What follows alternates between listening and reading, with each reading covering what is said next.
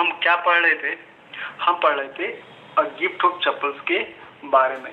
हमने इस चैप्टर का फर्स्ट पार्ट कवर कर लिया था, जिसमें था कि मैं थोड़ा सा रिवाइज करता हूँ आप लोग को कि मृदु नाम की लड़की रहती है, ठीक है, तो अपने दादी के साथ अपने मामा के घर जाती है। तो वहाँ पे मामा के 2 लड़के रहते हैं, रवि और लाली, दोनों भाई बहन रहते हैं, ठीक है, एंड मीना। तो जब वो उसके घर जाते हैं तो मृदु देखती है घर के बाहर एक चप्पल है, तो उसको उस पर ज़्यादा नोटिस नहीं करती है। फिर अंदर जाती है तो उसको खींच के उसके भाई बहन उसके कज़िन अंदर लेके जाते हैं और उसको दिखाते हैं छोटी सी बिल्ली रहती है, जो सुबह सुबह रवि ने पाया था उसको, और उसको फुटबॉल के ऊपर रख के, और फिर लगता है रवि जो होता है लगता है फिर बोस्टिंग करने, एग्जैजरेट करने कि ये बिल्ली तो भगवान की देवी है। कभी बोलता है कि पल्लव डेंसिटी का वो है, उत्तराधिकारी है, तो कभी बोलता है कि इजिप्ट से आई है, उसका नाम भी रख देता है, ठीक है, महेंद्र नाम रखता है, एमपी पिल्लई जैसे कुछ नाम रखता है उसका, ठीक है।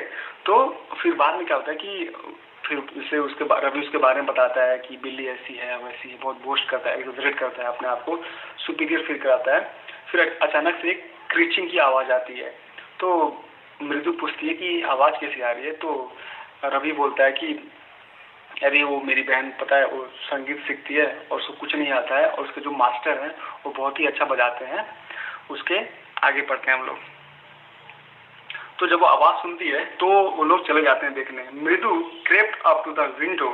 Lali was sitting a little distance away, awkwardly holding her violin and bowstring, her elbow jutting out and her eyes glazed with concentration. तो ये लोग सारे खिड़की के पास चले जाते हैं और देखते हैं कि लाली के पास क्या है, एक वायलिन है। उसको मतलब अच्छे तरीके से नहीं पकड़ी है क्योंकि वो तो अभी बजाना सीख रही है, क्लियर है। In front of her with most of his back to the his back to the window was the bony figure of the music master. और मृदु क्या देखती है, उसके ठीक सामने ही एक पतला सा आदमी है जो उसका मास्टर है, जो उसका गुरु टीचर है संगीत का। He had a mostly bald head with a fringe of oiled black hair falling around his ears and an old-fashioned tuft. तो बताता है कि वो जो है उसके जो बाल जो है आगे झड़ गए हैं, बाल्ड है, ठीक है, और जितने भी जो बचे कुचे बाल हैं उसमें से तेल टपक रहा है। मतलब एक पुराने जो होते हैं ना, जो पुराने जो टीचर होते हैं उसमें बहुत तेल लगाते हैं, बाल कम होता है, तो उसका ये थोड़ा सा अपीयरेंस बताया गया। A gold chain gleamed around his leathery neck and a diamond ring glittered on his hand as it glided up and down the stem of the violin. कह रहा है कि उसने जो है टीचर ने गोल्ड चैन भी पहना है और उसके हाथ में डायमंड रिंग भी है, तो जब वो वायलिन बजा रहा है तो थोड़ी सी लाइट वजह से चमक भी रहा है।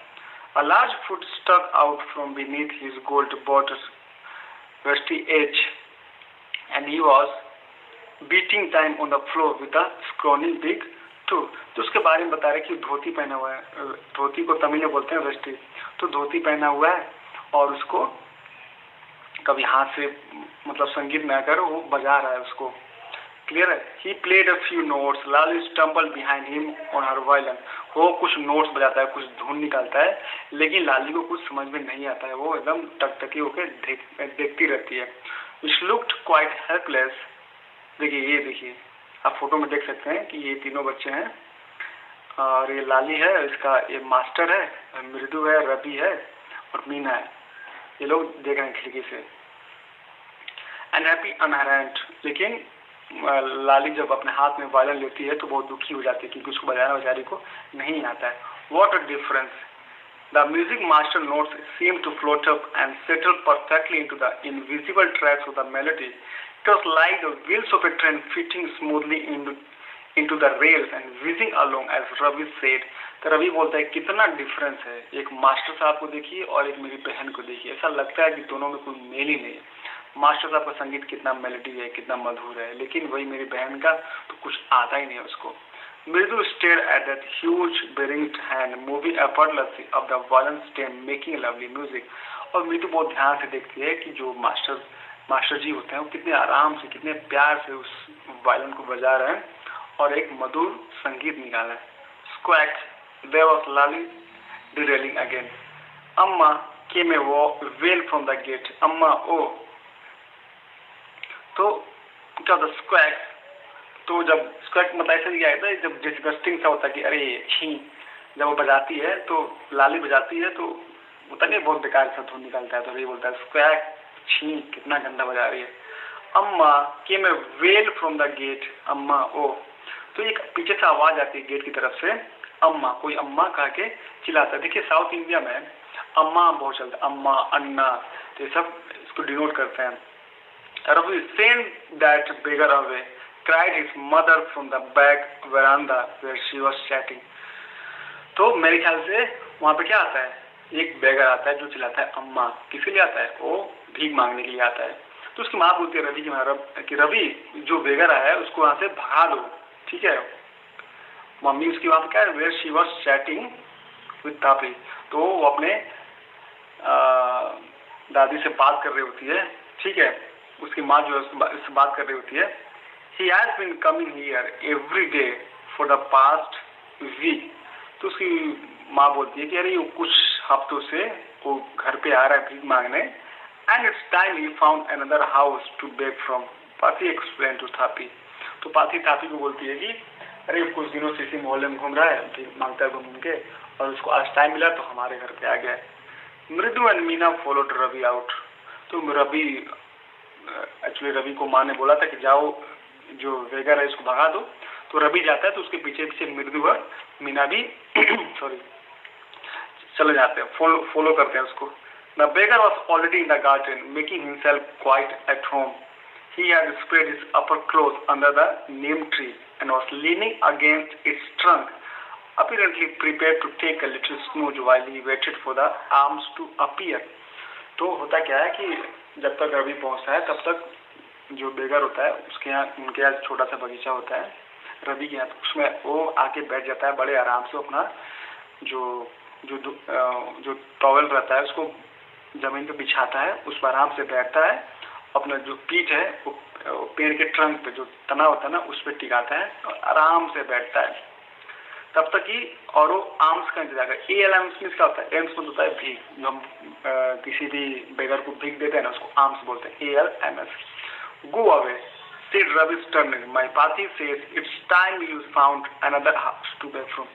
रवि जोर से गुस्सा के बोलता, भागो यहाँ से, ठीक है, भागो यहाँ से, मेरी माँ बोली है कि भागो, कि तुम यहाँ से भाग जाओ और किसी दूसरे घर में जाओ भीख मांगो, यहाँ तुमको भीख नहीं मिलेगा। The beggar opened his eyes very wide and gazed at each of the children one by one. तो भिखारी जो है बेचारा अपना आंख उठाता है और तीनों बच्चों को एक एक करके देखने लगता है। The ladies of this house, he said at last in a voice choked with feeling, are very kind souls. I have kept my body and soul together on their generosity for a whole week. तो बच्चियों को देके बोलता है कि ladies आप ही लोग घर की मालिक हैं और आप लोग बहुत ही दयालु हैं। मैं एक हफ्ते से अपने बॉडी और सोल को साथ में रखा हूँ कि मैं बहुत ही सर्वाइव कैसे हुआ हूँ, मुझे बहुत ही भूख लगा है, मेरे पास पैसे नहीं है। I cannot believe that they would turn me away, और मुझे विश्वास ही नहीं हो रहा कि आप लोग मुझे भगा रहे हैं। ही रेज्ड हिज वॉइस, ओ कस के बोला, they would turn me away, अम्मा अम्मा, फिर से वो चिल्लाने लगता है। Said his pale might be, but it certainly wasn't feeble. उसकी आवाज में थोड़ा सा क्या था, सैडनेस था, लेकिन आवाज बहुत बुलंद था, कमजोरी नहीं थी। It began a deep, strong rumble somewhere in his withered belly and came booming out of his mouth, with its few remaining teeth stained brown with brittle chewing.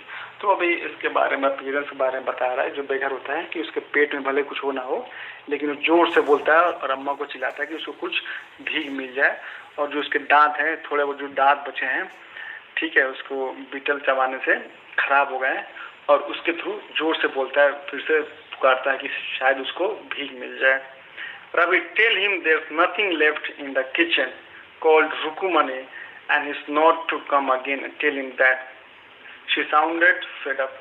तो उसकी माँ जो होती है रुकुमनी फिर से बोलती है कि रवि उसको बोल दो कि यहाँ पे किचन में सब कुछ खत्म हो गया, जो भी बना था हमने खा पी के खत्म कर दिया, और यहाँ पे दोबारा नहीं आने के लिए, मतलब एक तरीके से फेड अप हो गई रहती, परेशान हो गई रहती है, उसका आवाज से, उनकी आवाज से परेशानी की आवाज निकलती है, उसको भगाओ यहाँ से, बहुत परेशान कर रहे हैं हम लोग को ये।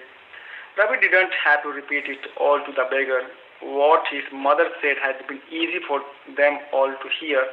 There under the neem tree, the beggar sat up and sighed. तो रवि की माँ इतनी जोर से बोलती है कि रवि को कुछ फिर से दोबारा नहीं बोलना पड़ता है। उस भिखारी को रुकुमनी की आवाज सुनाई देता है और वो उठ के चलने लगता है। I'll go, he said wearily. Only let me have a rest here under this tree. कहता ठीक है, भिखारी बोलता है ठीक है, मैं चला जाऊंगा, लेकिन प्लीज मुझे कुछ देर के लिए जो पेड़ है उसके नीचे आराम करने दो। The sun is so hot, the tar has melted on the road. सन जो है बहुत गर्म है, बहुत धूप वाला मौसम है, और जो तार है जो जिससे रोड बनता है ना ब्लैक कलर का, वो बहुत मेल्ट हो गया है गर्मी के मारे। My feet are already blister, और मेरे पैरों में ब्लिस्टर में होता है छाले पड़ना, कि मेरे पैरों में ऑलरेडी छाले पड़ गए हैं, तो प्लीज मुझे कुछ देर आराम करने दो, जैसे ही शाम होगा मैं चला जाऊंगा। He stretched out his feet to show large pink peeling blisters on the soles of his bare feet. वो अपना पैर को फैलाता है बैठे बैठे और दिखाता है कि ये देखिए मेरे पैर में कितने बड़े बड़े छाले पड़ गए हैं, कितने बड़े बड़े ब्लिस्टर्स हो गए हैं, प्लीज मुझे कुछ देर यहाँ पे स्टे करने दीजिए। I suppose he doesn't have the money to buy chappals, मृदु whispered to मीना रवि। अब मृदु बेचारी छोटी सी बच्ची थी, वो बोलती है मीना और रवि से कि मेरे ख्याल से इसके पास जो भिखारी है बेचारे के पास चप्पल खरीदने के लिए पैसे नहीं होंगे। Have you got an old pair in the house somewhere? तो बेचारी बहुत ही दयालु रहती है मृदु, तो बोलती है कि क्या, अच्छा रवि ये बात बताओ, क्या तुम्हारे घर में कोई पुराना सा टूटा फूटा तो कोई चप्पल है, तो ला के दे दो इस बेचारे को, तो चप्पल मिल जाएगा तो यहाँ से चला भी जाएगा और इसका काम भी हो जाएगा।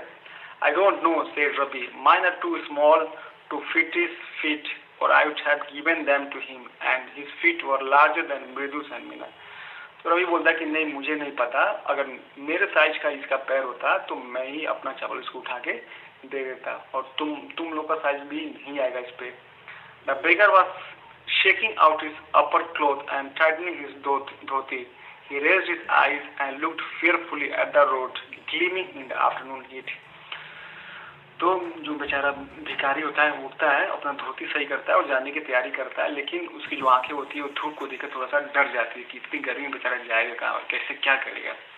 He needs something on his feet, Meena said, her big eyes feeling it's not fair. तो मीना के आंखों में आंसू आ गया था, because she is too kind. सो उसने कहा कि इसको तो कुछ देना पड़ेगा, इसके पैर में तो कुछ ना कुछ चाहिए, ये अच्छा नहीं लग रहा है मुझे, अदरवाइज बहुत बुरा होगा, प्लीज कैसे भी कुछ एडजस्ट कर इसको दे दिया जाए।